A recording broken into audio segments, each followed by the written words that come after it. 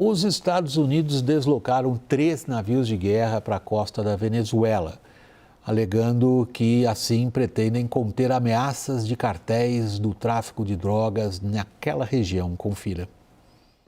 Em paralelo à movimentação, a porta-voz do governo americano, Karoline Leavitt, afirmou nesta terça-feira que o país usará toda a força contra o regime de Nicolás Maduro. President Trump has been very clear and consistent. He's prepared to use every element of American power to stop drugs from flooding into our country and to bring those responsible to justice. The Maduro regime is not the legitimate government of Venezuela. It is a narco-terror cartel. In Maduro, it is the view of this administration, is not a legitimate president. He is a fugitive head of this cartel who has been indicted in the United States for trafficking drugs. Mais de 4.000 fuzileiros navais e integrantes da Marinha Americana serão enviados para as águas próximas à América Latina e ao Caribe. O plano é que os militares atuem tanto em espaços aéreos quanto em águas internacionais. As ações representam mais uma escalada na relação entre Estados Unidos e Venezuela. Na última segunda-feira, Maduro anunciou a mobilização de 4,5 milhões de milicianos em resposta ao que chamou de ameaças dos americanos ao seu país. A Milícia Nacional Bolivariana é um braço das Forças Armadas da Venezuela, criado por Hugo Chávez e formada por voluntários. No início do mês, os Estados Unidos anunciaram uma recompensa de $50 milhões por informações que levem à prisão de Maduro. Os Estados Unidos acusam formalmente Maduro de narcoterrorismo desde março de 2020, ainda no primeiro mandato de Donald Trump. Augusto, a gente vê essas imagens, né, e pensa, esses 3 navios não resolvem situação militar alguma, nem mesmo a quantidade de homens ali, de soldados ali embarcados. As milícias também não têm muita capacidade militar. O que nós estamos vendo é o quê, afinal de contas? É um grande good television, como diz o Trump, ele gosta de dizer isso, good television, ele sabe fazer boa televisão. Ou há alguma, na sua avaliação, como especialista nesse campo, alguma possibilidade que a gente esteja vendo um engajamento militar de parte a parte? O ponto que você traz é essencial para compreender não apenas potencialmente qual é o intento dessa manobra militar, mas especialmente à luz de como Trump pensa a ameaça do emprego do poder militar nas relações internacionais. Até o momento, Trump, em geral, ele emprega poder militar ou ameaça empregar poder militar como instrumento de comunicação estratégica, ou seja, ele utiliza uma amostra de dor de forma a alavancar uma potencial negociação futura. Foi assim em relação à Síria, foi assim em relação ao programa nuclear iraniano, no qual não, em grande medida, desarticulou por completo o programa nuclear iraniano, mas permite aí a possibilidade de negociações. Em relação à Venezuela, se necessário for o emprego efetivo de força, como você bem coloca, a quantidade de meios deslocados, em grande medida, não contribui nem necessariamente para um bloqueio naval efetivo, mas pode criar uma situação não apenas no campo político, mas estratégico, que possa pressionar Maduro a algum tipo de negociação que seja do interesse de Washington, já que existe uma ambivalência em relação a fechamento e abertura da mesa de negociações em relação a uma miríade de assuntos, como troca de prisioneiros ou a questão do petróleo, por exemplo, William. Seriam negociações pontuais, no caso, então, Lorival, seguindo o raciocínio do Augusto, porque a partir das palavras da porta-voz da Casa Branca, não há muito o que negociar. Eles chamaram o cara de bandido, fugitivo, não é presidente legítimo e nós vamos usar toda a força. E não esse destacamento, né, dessa, vamos chamar de essa força-tarefa naval, né, porque tem um submarino também, né? É verdade, bem lembrado, tem um submarino também. Ela é totalmente desproporcional em relação à missão que foi anunciada, né? Para você conter o narcotráfico, você não usa contra-torpedeiros, né, que podem carregar tomahawks, né, ou mísseis aéreos. Eles estão falando também em navios P-8, em aviões P-8, espiões, quer dizer, é coisa demais para você conter o narcotráfico e é de menos, como você vem dizendo, para conter um regime, para conter Ou trocar país. um regime, digamos. Então, fica no meio do caminho, então fica mais como um gesto político, né? Assim, de demonstração de força, de pressão, como vocês vêm dizendo. Agora, o Donald Trump, ele, no outro mandato dele, ele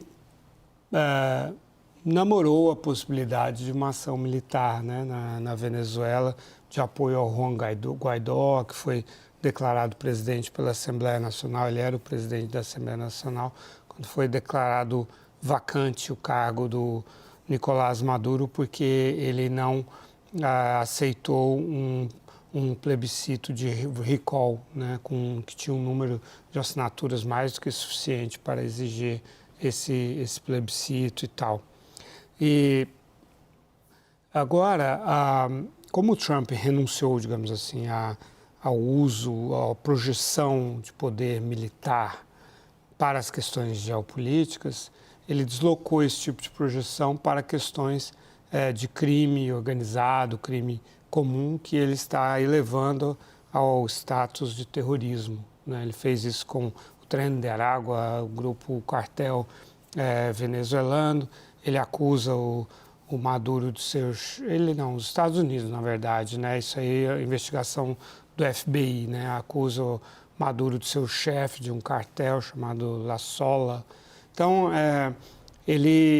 acho que ele procura projetar poder aqui no subcontinente americano, com poderio militar, mas com a justificativa de ser em relação ao crime comum, ao crime organizado.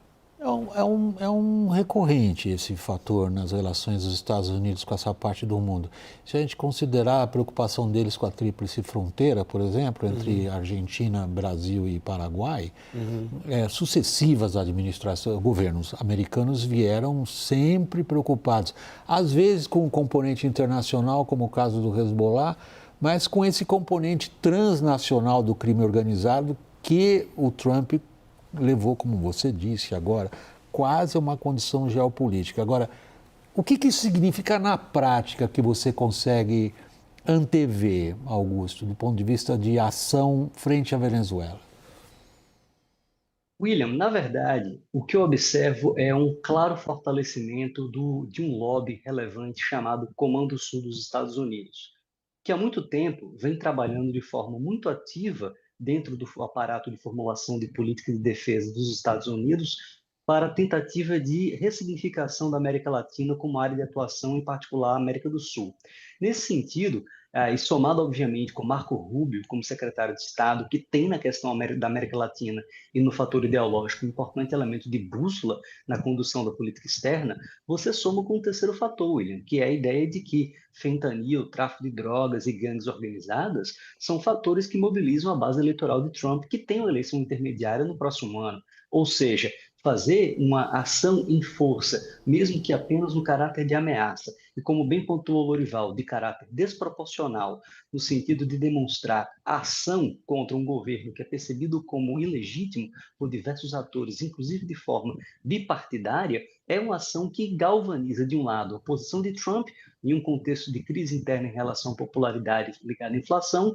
É importante no contexto da política externa para a América Latina e Caribe, especialmente à luz de Rubio, e, obviamente, na dimensão militar com Peter Hegseth, mas especialmente do US Southcom. Então, nesse sentido, eu não vejo a ação fortuita necessariamente vindo a ocorrer, mas o teatro político, como você bem coloca, já é em si um importante resultado, mesmo que um tiro não seja dado.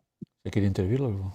Não, é que eu me lembrei do Ricardo Pita, né, que é o conselheiro sênior do Marco Rubio e que é venezuelano, né, nascido em Caracas e que, aliás, está envolvido fortemente em todas essas medidas adotadas pelos Estados Unidos contra o Brasil também. Tem uma interlocução com Eduardo Bolsonaro e tem uma forte influência sobre a Embaixada do Brasil, a Embaixada dos Estados Unidos em Brasília, né? E para ele, essa pauta da Venezuela é muito cara. E ele tem os ouvidos do Marco Rubio, que, por sua vez, para quem a questão de Cuba e, por extensão, a questão da Venezuela também é muito importante. É claro que esse tipo de movimentação, ela vem diretamente, a ordem vem da Casa Branca, obviamente, né? Mas tem toda essa dinâmica aí dentro do Departamento de Estado de fomentar essa questão, que é assim como provavelmente a briga com o governo Lula favorece aos dois lados, ou a todos os lados envolvidos também. Essa também favorece aos dois lados, né? Você vê o Maduro mobilizando não a Marinha venezuelana ou a Força Aérea venezuelana, que seria o caso, mas a milícia, né? Que é uma força de apoio doméstico para proteger o regime, né? E porque ele, Maduro, agora teve a sua cabeça a prêmio de 25 para 50 milhões. Então, ele está preocupado com ele, e esses 4,5 milhões de milicianos, o papel deles, a função deles é proteger o regime contra o povo e não contra os Estados Unidos, por exemplo.